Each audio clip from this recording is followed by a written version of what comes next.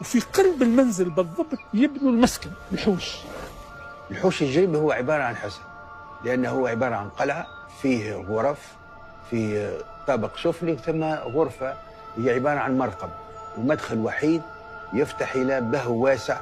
المنزل كذلك فيه ما يسمى بالنشاط الفلاحي، دارة بن، الرايح، البير، هذه كلها الملحقات ومرافق المنزل يحتاجها الجربي، إلى جانب طبعا الفسقية، لأنه جربة شحيحة المياه، منطقة يعني جافة، ففي كل منزل تلقى فسقية أو ماجد.